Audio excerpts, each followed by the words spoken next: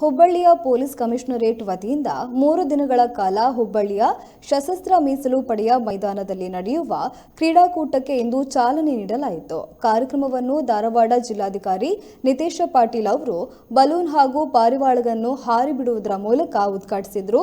ಸದಾ ಒತ್ತಡದಲ್ಲಿ ಕರ್ತವ್ಯ ನಿರ್ವಹಿಸಿದ ಹುಬ್ಬಳ್ಳಿ ಪೊಲೀಸ್ ಠಾಣೆಯ ಸಿಬ್ಬಂದಿಗಳು ಇನ್ನು 3 ದಿನಗಳ ಕಾಲ ನಡೆಯಲಿರುವ ಕ್ರೀಡಾಕೂಟದಲ್ಲಿ ಭಾಗಿಯಾಗಲಿದ್ದಾರೆ.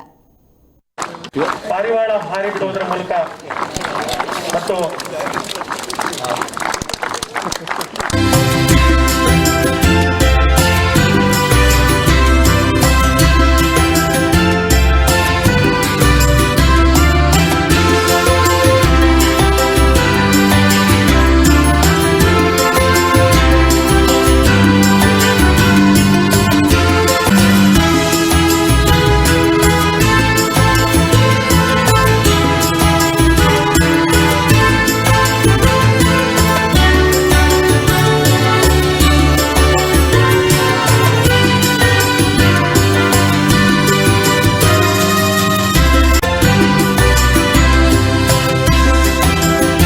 ವಾರ್ಷಿಕ ಕ್ರೀಡಾಕೂಟ ಆಯೋಜಿಸ್ತೀವಿ. ನಮ್ಮ ಅಧಿಕಾರಿ ಸಿಬ್ಬಂದಿಯವರು ಎಲ್ಲ 3 ದಿವಸ ಈ ಕ್ರೀಡಾಕೂಟದಲ್ಲಿ ಭಾಗವಹಿಸ್ತಾರೆ ಮತ್ತು ಈ ಕಾರ್ಯಕ್ರಮದ 3 ದಿವಸ ಆ್ಯಕ್ಟಿವ್ ಆಗಿ ಪಾರ್ಟಿಸಿಪೇಟ್ ಆಗಿ ಸಕ್ಸಸ್ ಮಾಡ್ತಾರೆ ಅಂತ ಭಾವಿಸ್ತಾರೆ.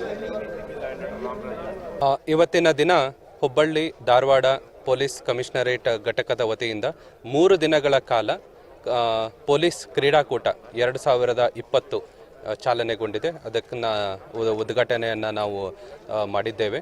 ಸೊ ತುಂಬ CR ಘಟಕ, ಉತ್ತರ ವಿಭಾಗ, ದಕ್ಷಿಣ ವಿಭಾಗ, ಮಹಿಳಾ ವಿಭಾಗ, ಧಾರವಾಡ ವಿಭಾಗ ಎಲ್ಲ ವಿಭಾಗಗಳು ಕೂಡ ಇವತ್ತು ಕ್ರೀಡೆಯಲ್ಲಿ ಪಾಲ್ಗೊಳ್ತಾ ಇದ್ದಾರೆ.